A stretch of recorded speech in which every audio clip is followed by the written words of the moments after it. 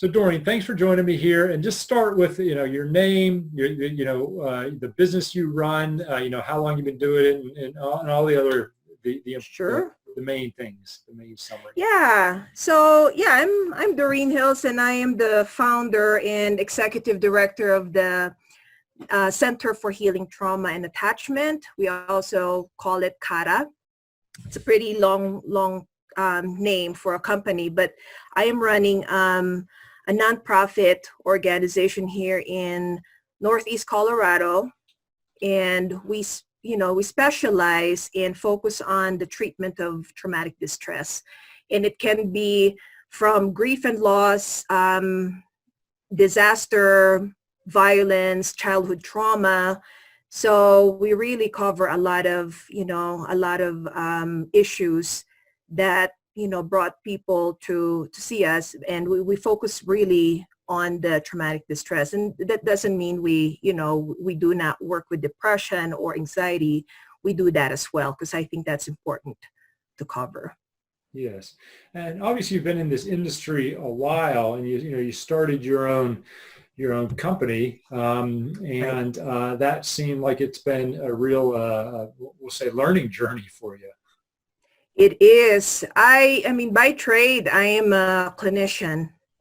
So it's what you said, I've been doing this for 20 years now.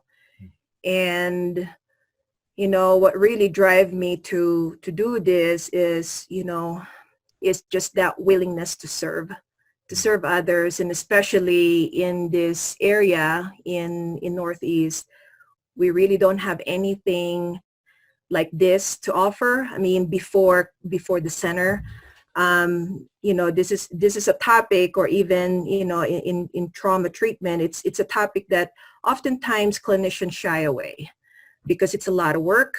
Healing takes time, and it's not something that you can work on or do brief therapy. This is a long-term, especially complex childhood trauma. Yeah, I hear that. And so as when you started your own business, what are some of the challenges that you ran into? Because I remember we talked, I think it was around the turn of the year, and you went through some really, difficult times. Yeah. So, I don't know how, I'm a clinician and I know how to do the treatment stuff, but I don't know how to be I was not trained to be a nonprofiteer. And, leadership for me is, something new, because again, it's different. Managing your people, doing payroll, doing administrative work, writing grants. I mean, those are, activities and routine that I know it's expected as a leader, but that's all new to me. And so, in the beginning, I felt like, it was very overwhelming. I felt like I was alone, and, kind of like you're blindfolded. You're trying to figure out, the ins and outs and connections. And I think, that, the admin piece and being a leader, that was challenging, but also the nitty gritty of that, on how to work with people, not clients, because I'm comfortable working with clients, but with staff. And I know, December, I connected and reached out to you because I was really struggling with staff that, I've experienced, for them, probably this is not true, but for me, it was, I've experienced betrayal and, just lack of accountability. And so, no matter how hard I tried, and to the point that I was micromanaging, it did not work. And so that point, December 2019, I figure out, I need to do something, because it's affecting me personally, my family, psychologically, because I was, I did not know what to do, that management of your employees. And I think that that's the tough one. So that's the piece that, I think. And emotionally, and oh, yeah. I remember emotionally when we had that call in December, it was really, that really weighed heavily on you. What were you going through emotionally at that time? I was mad. I was very mad because I brought in these folks and believing now, I probably believed too much because I was just so, there's so much fire in me to get this started. My vision was to have about 12 clinicians that, will do the work because of the mission to serve. And, looking back December, that's not going to happen. I realized that, that time, that was probably, that was my dream, but that's not where it's going. And so emotionally that took a lot from me. And, my client work is still the same because I really enjoy what I'm doing. But then that's when I realized I need to do something. I need to change and, personally, professionally, and as a leader, but also I need to change the way, what I expect for the center. Because I think I think I will continue the center, but it's going to look different this time. I hear you. And did you try anything before we got together? Was there anything else you tried around that, or was I the first, working with me was the first real step towards that? I think, prior to connecting with you and even before I ran into that issues with staff. I mean, I got blasted March, really. That's when, just that ongoing blasting of stress, March, that's when it started of 2019. I was listening to, to Simon Sinek because I knew that I really needed, something about leadership. And so, I just listened to his, to his stuff, read his books, but I think, there's still that I like the relationship. I like where actually it can be individualized.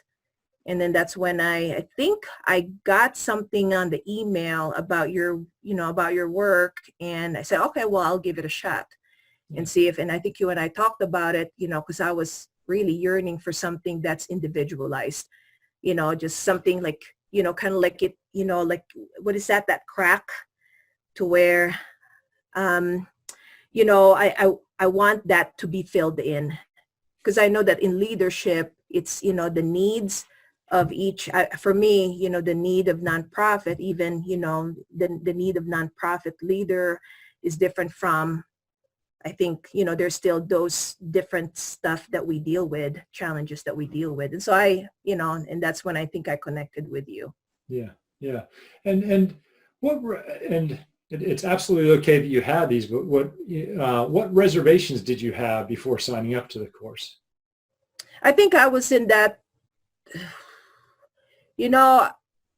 I think I was so hurt that, the theme that I was dealing with was betrayal and distrust.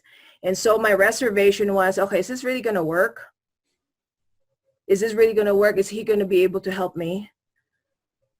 Because I'm just, I was ready to just close the trauma center. I said, screw this, I'm done. I'm just going to do this on my own, which I've done, many years. And so I think my reservation, again, that cognitive dissonance was, okay, is this going to work? Because I don't want another letdown, or I don't want another thing that would be on my plate. And then, it's going to be fruitless in the future, so I think I was cynical. I was going in that mode because again, I think I was very hurt. So that was my reservation. So is this really going to work? Yeah. Is this really going to be for me? Yes. And I know you alluded to it through what you said so far, but if you could just again verbalize, what were you hoping to get out of working with me on the course? I did not know what to expect. I did not, I'm very familiar with the online, because I've done many classes, online or certification. I said, okay, that I can do. and I need this. I looked on the top picks and I said, okay, that's good. But I had that thought of, okay, how is he going to help me? I mean, other than those online stuff. And I know you told me that this is going to be more personalized. There's not going to be, like bullshit, because I know you're dealing with a lot. And I think what I appreciate, the process that I really appreciate is, just that, two things. I like this I guess consultation or coaching. I really like this. Yes. I really do. And also the didactic work of hearing, the two folks that we work with, in the cohort, just, okay, so I'm not the only one here. Everybody's everybody's just dealing with their own, struggles too. And I learn a lot from that. But I also learn a lot about, celebrations and what can I do differently? Yes. Yes. Great. And that's fantastic. And it's been so fun having you in and part of the group, the mastermind. Right. Tell me about some of the things you learned through both the course and the mastermind and the coaching and everything. What are some of the specifics? How are you different as a leader now? I think I'm stronger. I know what I want. Because I think part of being what I learn overall in this is, okay, we can dip on the pity city. And I think that's, because I could have gone there and stay there long, because I'm the type that holds on to that stuff. I really am, that, and that's something I need to work on, that grudge and just, can turn into anger and hate. But I think you have challenged me to where, and I know this is not how you say it, but this is how I interpret it. Okay, stay there for a little bit, but pull away, because it's not helpful. It's not productive for you. And I think that that's really what I can, what I've learned from it. And also, as a leader, I think I have that sense of responsibility of, okay, how can I get stronger? Not weak. And I feel that, from the time that you and I communicated December to now, I know what I want. And in fact, this virus, this pandemic gave me enough time really to realize that, okay, how do you want your agency to look like when it opens? I know exactly what I want. I was talking to my husband yesterday and I said, here's the time frame. I know we still change, it's still, people change, but this is what I wanted to see. I'm going to be utilizing volunteer people that are really into the mission, and I'm actually taking away clinical work. And I feel good about it. I really do. Yeah, because now you have your purpose and your mission and your vision very clearly defined, right? And Yes. where you want to go with that in the time frame, and because you have that, how does that help you, like, emotionally and personally and as a leader? I think when you know your framework, just like, I thought when I started this, this nonprofit, I knew what I want, which I do. There's so much fire in me, but I think this is a different one now. I've learned from my mistakes. I learned from my screw ups, and I learn, the unpredictability of people, because I think I trusted too much to where, come on in, be on board, okay, you said you like it, but then I realized that people don't think that way, and that's okay. That's their own thing. But I think, can you ask me the question again? I kind of. Well, so, now that you, as a leader now that you have clarity about your purpose, your vision, your mission, and you know where you want to go, sort of, how is that, for example, is that easier emotionally on you? What does that do when you hire people? Does it give you like more a sense of power and confidence and because you know where you're going, sort of thing? Yeah. I mean, I was able to come up with questions that's, driven by instinct. I was able to develop that in my mind. I feel, again, that's what I said, I have a better, more stable framework than in the past. I know what I want now. I mean, I did know what I want before, but that was, I think as a leader, now for just as for me, I think it's more than, I think for me, it's more than mission and vision now. I think it's concrete. When I was starting nonprofit, I did not know what to expect. Okay, this is what I want. I think we all do, I think we have that moment, this is what I want. But then you run into these issues and challenges. Okay, now I know what I can pull, what I can keep, what I can pull, what I can keep. Yes. And so now it was interesting. I had a meeting with one of the intern supervisors at the university, and she was asking me, would you still, would you have interns? And I looked at her, and it's so relieving. And I told her, no, I will not have interns anymore. It was such, it was such a release that I was able to say that. I felt good about it. And what I hear, and thinking, because you're so much more strategic now. You're looking, you have this clarity of where you're going, and you're making really strategic decisions about how to get there. And you've learned about hiring, you learned about setting boundaries. You're doing all these different things to really get you to a place, not just doing what really might make sense at the time, and then not getting you to where you want to go. Mm-hmm. Yeah, I think that's the right word. I've become more strategic, and I think even the use of the volunteer, how am I going to, to make this, productive later on? What is the mission, or what's the purpose of volunteer? Yes. What is the purpose of fundraising? And I think it makes more sense now. It took me a while. Now we're talking about, I founded the Trauma Center in 2015. It's that, I started to feel and make things clear now. 5 years, because I did not do that before. I did not have a degree in nonprofiteering. I did not have any degree in business management. I am a provider. I'm a clinician.